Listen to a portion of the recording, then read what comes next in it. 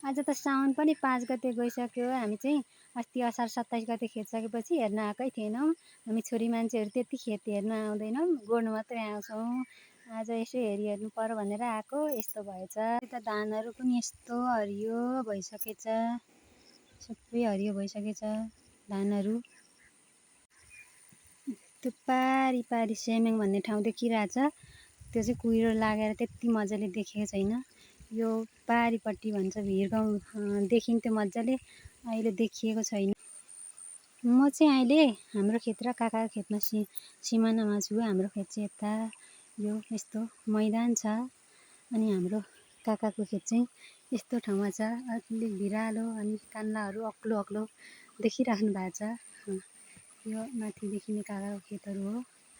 यो हेर्दाखेरि हाम्रो चाहिँ खेत पनि बारी पनि सिमानामा पर्ने हुँदा धेरैलाई लाग्न सक्छ। यो एउटै दाजुभाइ भए पनि अंशबन्ड गर्दाखेरि हाम्रो भागमा चाहिँ राम्रो अनि काकाको भागमा नराम्रो परे जस्तो लाग्छ होला।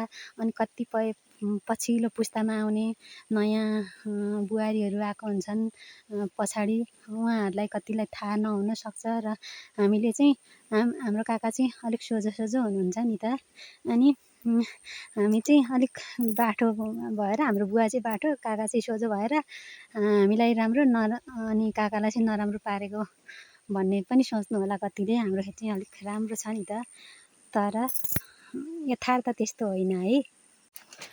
यथार्थ चाहिँ के हो भने हाम्रो गैरीघरे खाल भनेको पहिलादेखिको हाम्रो सुनवार गाउँमा सबैभन्दा धनी, सबैलाई दिएर पुऱ्याएर खाने र धनी मानिने गैरीघरे हाम्रो बाजेलाई भनेपछि सबैले, पुरानो मान्छेहरूले चिन्छन्।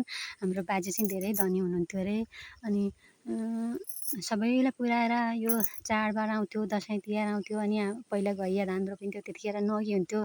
त्यतिखेर सबैलाई सुनवार गाउँदेखि लिएर अलिक छिमेकी परतिर कामी गाउँ थियो, अहिले छैन। उनीहरूलाई सबैलाई खाना खाने, सबैतिर नगी हुँदाखेरि अनि दसैँ तिहार आउँदाखेरि धानहरू पुऱ्याएर अनि सबैलाई बाँडेर खाने हाम्रो गैरीघर हो अरे।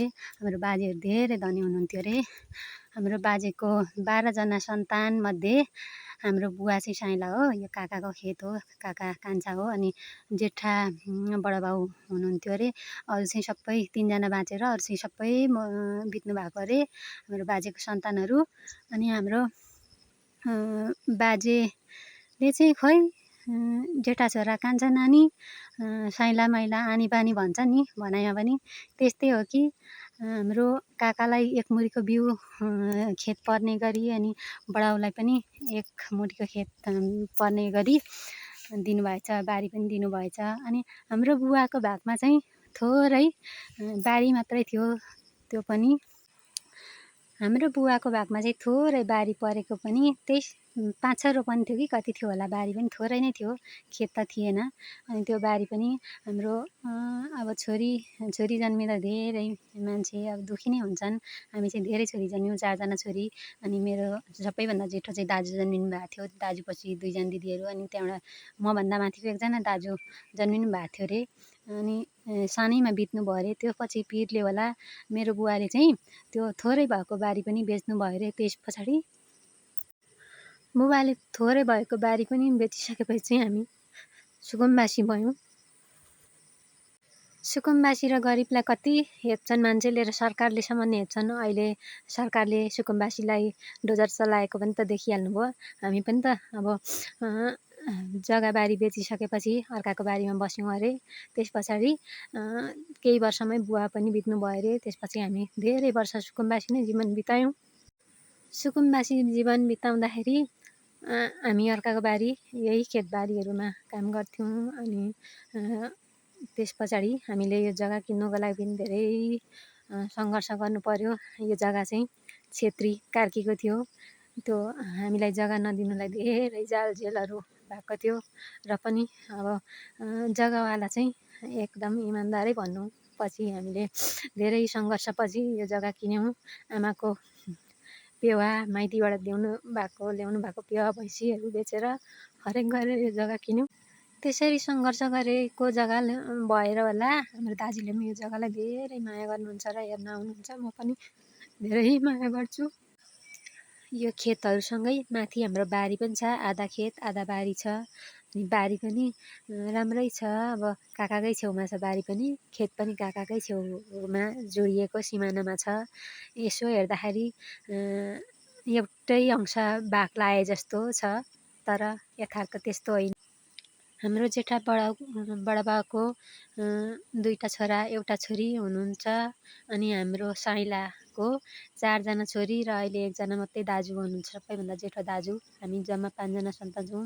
मेरो कान्छा दाजु पहिल्यै बित्नु भएको।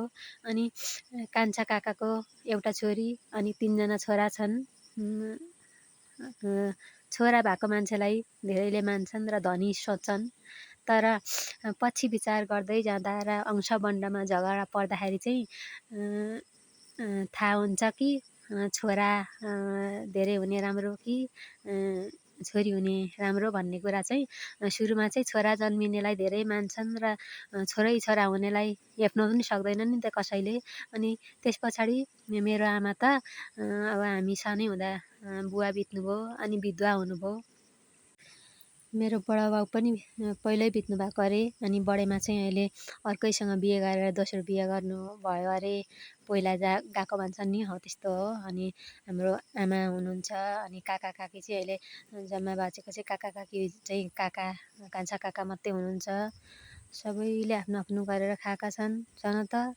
अनि अब काकाको चाहिँ अहिले खेतहरू रोप्नु बाँकी नै छ। काकाको खेत चाहिँ अझै पनि रोप्न बाँकी नै छ। अब काकाको पनि छोराछोरी बढ्दै जाँदा सबैको पालो आयो। पहिले सबैभन्दा काकाको छोरी दिदी हुनुहुन्छ, दिदीको पालामा रोप्यो। त्यहाँबाट जेठा भाइ अनि माइला भाइ, कान्छा भाइ, अहिले कान्छा भाइको पालो छ। भर्खर रोपिँदैछ बिचरा, जनको अभाव पनि हो। साउन लागिसक्यो, रोप्नु भएको छैन अहिले। अब छोराहरू धेरै भएपछि आफ्नो आफ्नो बाटो लाग्छन्। अब बुहारीहरू कहाँ कहाँ आउँछन्, खेती गर्ने सम्हाल्ने नसम्हाल्ने कहाँ कहाँ आउँछन्। त्यस्तै हो हाम्रो गाउँमा, बुहारीहरू टाढाका आउनुपर्छ। अब सुनुवार जाति कम छौँ, त्यही भएर पानी लाग्छ। बुहारीहरू कुनै घरको पनि टिकेको छैनन्। अब गाउँमै बसेर चाहिँ कसैको डिभोर्स हुन्छ, कोही बाहिर सहर बस्छन्, यस्तै छ। त्यही भएर खेतीबारी सबैको सम्हालिँदैन, यस्तै हो अहिलेको गाउँले जीवन र गाउँले संसार भनेको यस्तै हो। सबैले सुविधा खोज्छन्, गाउँमा बस्नु कोही चाहँदैनन्। अनि काका खेत अब रोपिँदैछ, भर्खरै हिलाइराखेको छ। आज खेताला पनि होला माथि। हरिवंशको कसको गीत थियो एउटा, हजुरबाको त्यो बिङ्ना सम्पत्ति बाउले बेचे नातिको यो गति भने जस्तै हामीले चाहिँ पछि जोडेको खेतबारी जग्गा हो। हजुरबाको बाजेको धेरै सम्पत्ति थियो। त्यो पारी कुहिरो लागेको ठाउँ छ वीरगाउँ, त्यो ठाउँमा पनि हाम्रो बाजेको खेत थियो अरे। त्यो पारी टुङ्गेछातिर पनि खेत थियो अरे हाम्रो बाजेको। तर हाम्रो भागमा जग्गै परेन। हामी धेरै अभागी नाति नातिना हौँ। अब बिस्तारै बिस्तारै घोडा टेक्दैछौँ। अब पछि जोडेको आफूले जोडेपछि धेरै माया लाग्ने, त्यही भएर अहिलेसम्म दुःख गरिरहेछौँ। र यो ठाउँमा हाम्रो परिवारले सायद छोड्दैन होला, धेरैले छोडेर जान्छन्, सुख खोज्छन्, सहर खोज्छन्, के खोज्छन्। तर दुःख गरेर धेरै वर्ष तडपेर जोडेको भएर पनि जति सम्पत्ति कमाए पनि छोड्नुहुन्न होला सायद जस्तो लाग्छ मलाई चाहिँ। अहिले खेतहरू पनि कहाँ छ र, सबैले नगद यो अलैँचीहरूमा पैसा आएको देखेर सबैले अलैँचीहरू लगाउँछन्। खेतहरू अहिले धेरै कम हुँदैछ गाउँमा, सबै बाँझिँदैछ। अनि धान रोप्नुभन्दा अलैँची लगाउँछन् मान्छेले, तर हामीले चाहिँ लगाएको छैनौँ। इतिहास पल्टाउँदै जाँदा भिडियो निकै लामो भएछ। अहिले म बारीमा आइपुगेको छु। लास्टमा बोजू चाहिँ मर्ने बेलामा हाम्रो आमाको साथमा आउनुभएको थियो अरे। कान्छा छोरा बुहारी छोडेर हिँडेपछि त्यस पछाडि दिसा पिसा पनि सोर्नु भयो अरे। त्यही भएर हाम्रो आमा चाहिँ प्यारी बुहारी भएर दिसा पिसा सोरेको भएर जिउने जग्गा पनि दिनु खोज्दाखेरि हाम्रो आमाले नै मान्नु भएन अरे। तैपनि पछि मुद्दा मामिला हरेक भयो अरे र पनि लिनु भएन मेरो आमाले जग्गा। अब हाम्रो आमाले सधैँ गुणगान गाउनुहुन्छ बोजूको, र काकी फेरि बोजूको गुणगान गाउनुहुन्न। त्यस्तै छ अब सम्पत्ति हात नपरे पनि